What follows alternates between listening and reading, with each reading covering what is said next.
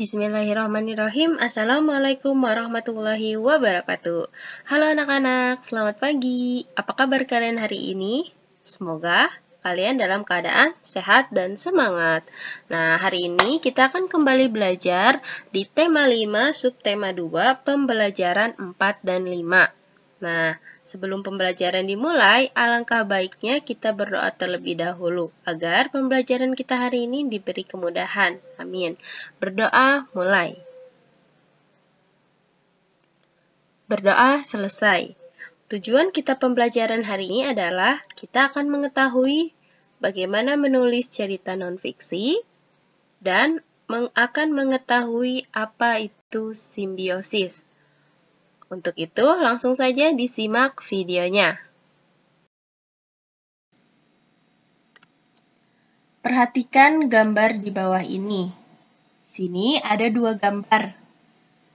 Nah, kalian lihat gambar pertama. Ini gambar apa? Betul, persawahan. Ini adalah persawahan di Bali. Dibuat sedemikian seperti ini. Kemudian, yang kedua, ini adalah Gunung Merapi, salah satunya yaitu Gunung Sinabung. Kedua gambar tersebut merupakan kenampakan alam yang ada di permukaan bumi. Nah, untuk persawahan di Bali ini kenampakan buatan yang dibuat manusia untuk memenuhi kebutuhan manusia. Sedangkan kenampakan Gunung Sinabung ini adalah bentuk kenampakan alami yang Allah ciptakan. Nah, kedua kenampakan ini adalah salah satu kelebihan dari negara Indonesia. Karena Indonesia dari Sabang sampai Merauke ini sangat memiliki daerah yang sangat luas, memiliki 17.000 pulau yang menyimpan potensi-potensi alam, seperti yang ada di gambar ini. Dan letak Indonesia ini adalah sangat strategis, yaitu letak geografisnya juga sangat mempengaruhi iklim yang terjadi yang ada di Indonesia. Iklim apa saja? Ada iklim musim hujan dan musim kemarau. Jadi setiap daerah ini memiliki sumber daya alam yang dapat dimanfaatkan untuk pembangunan negara. Kemudian, kira-kira kenampakan alam apa saja yang pernah kalian datangi atau kunjungi? Kita akan melihat di slide selanjutnya.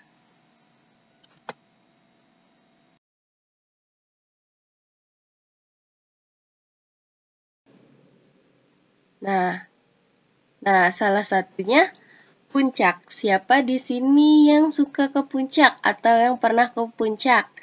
Nah, di mana ya letak puncak? Betul, letak puncak itu ada di Kabupaten Bogor dan Kabupaten Cianjur. Jadi, puncak ini adalah dataran tinggi dan udaranya itu sangat sejuk, cenderung dingin.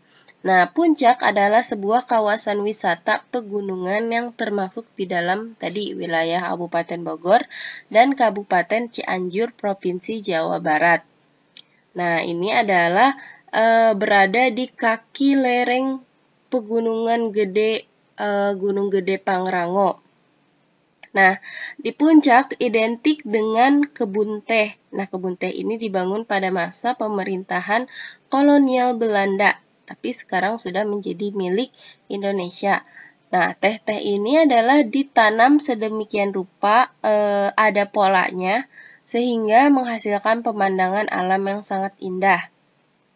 Nah, ini kawasan puncak ini tanahnya sangat cocok untuk dijadikan budidaya tanaman perkebunan. Misalnya contohnya kopi, palawija, tanaman hias, buah-buahan, sayur-sayuran.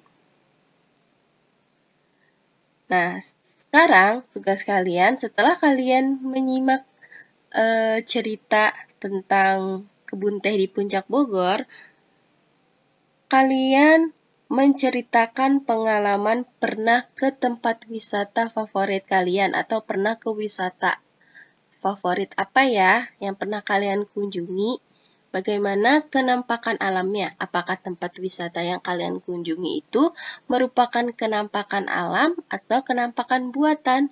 Silahkan kalian ceritakan pada halaman 78 langsung di buku tema 5.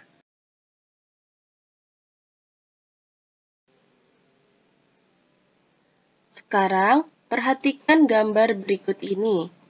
Nah, ini adalah jenis-jenis ekosistem yang sudah kita pelajari, yaitu ekosistem hutan hujan, ekosistem sungai, ekosistem padang rumput, ekosistem gurun, ekosistem tundra, dan ekosistem taiga. Tentu, kalian bisa menyebutkan hewan-hewan apa saja atau tumbuhan apa saja yang ada di dalam ekosistem ini semua. Nah, untuk itu, kalian bisa membayangkan bagaimana sejumlah hewan dan tumbuhan hidup bersama-sama di dalam suatu ekosistem. Contoh misalnya di ekosistem sungai, bagaimana hewan-hewan itu tumbuh, hewan laut atau hewan yang ada di sungai dengan tumbuhan yang ada di sungai.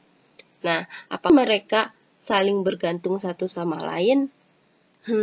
Mengapa mereka harus saling bergantung? Kalau manusia itu pasti membutuhkan orang lain. Apakah hewan membutuhkan hewan lainnya juga? Untuk itu, kita akan bahas di slide selanjutnya.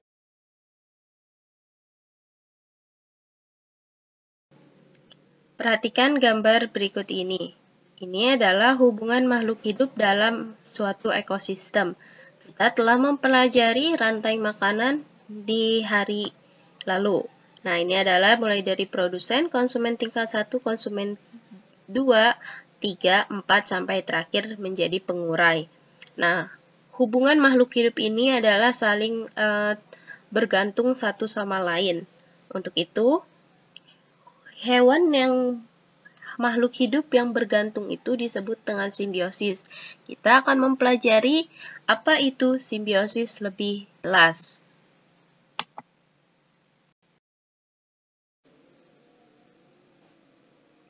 Nah, perhatikan gambar berikut ini. Ini adalah peta konsep tentang simbiosis. Apa itu simbiosis?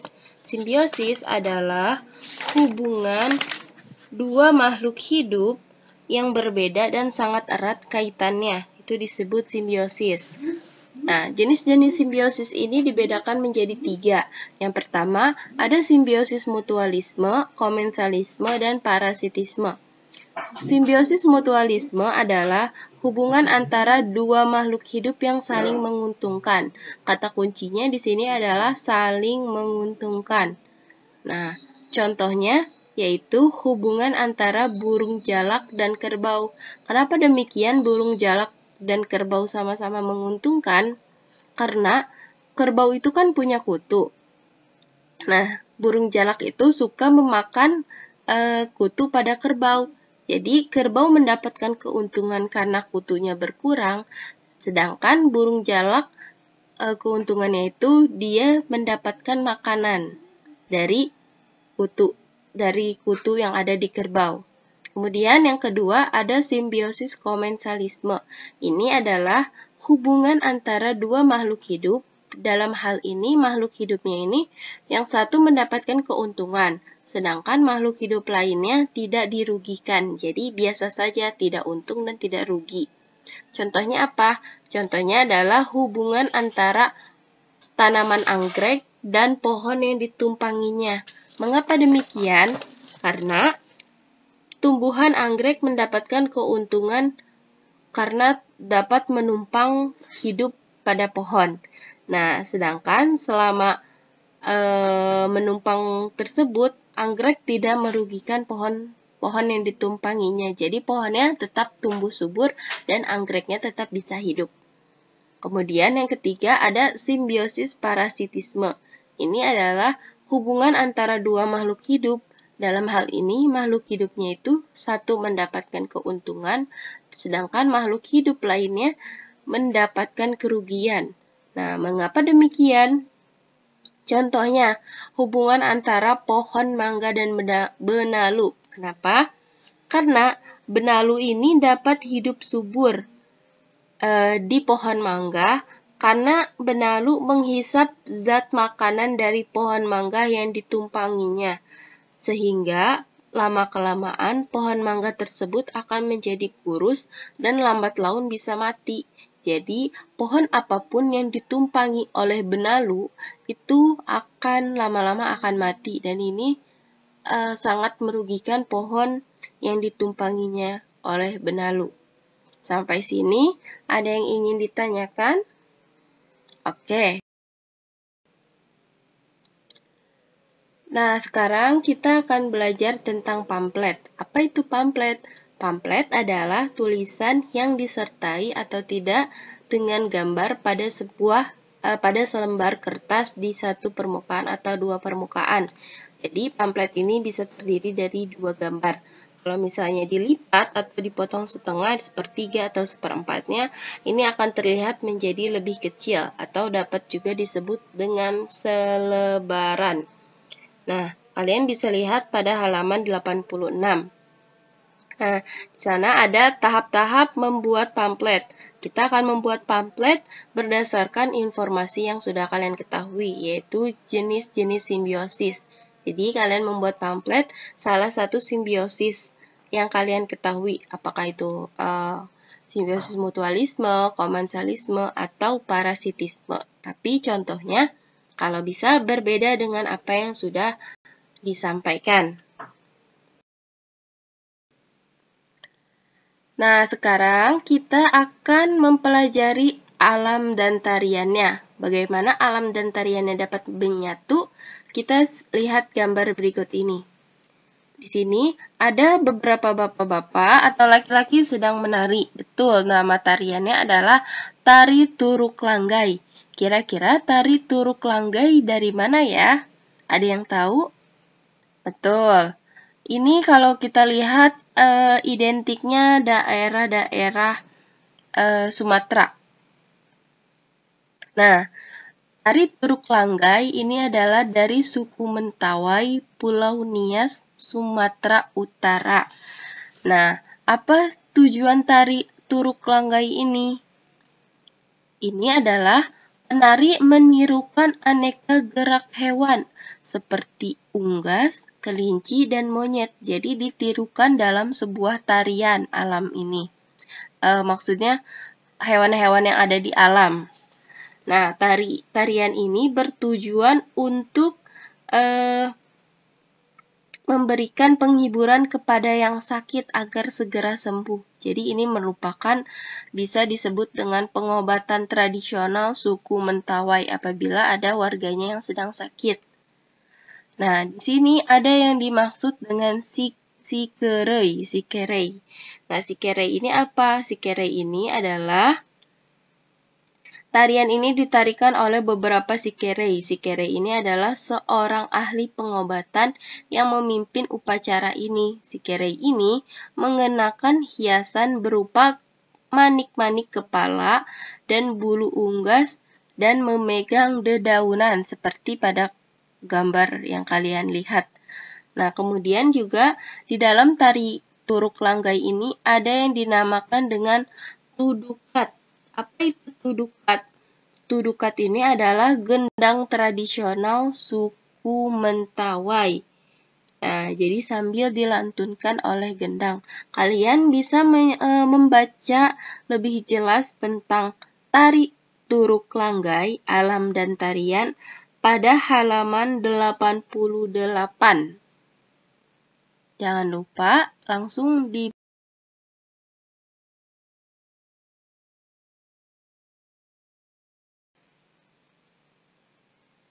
saatnya kita main games.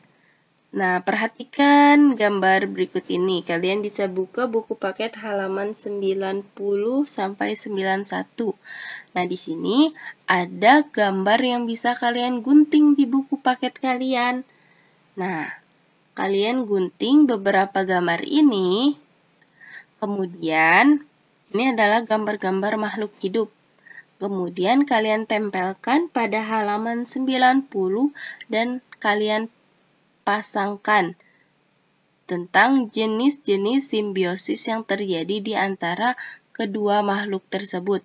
Di sini ada ikan Nemo, ada kerbau, ada pohon, ada burung jalak, ada pohon mangga, dan ada ini sepertinya terumbu karang. Iya betul. Atau ini adalah terumbu karang. Nah, silakan kalian gunting gambar yang ada di buku.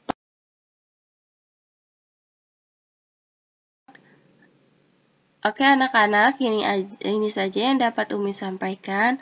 Kurang lebihnya mohon maaf. Terima kasih dan tetap semangat. Wassalamualaikum warahmatullahi wabarakatuh.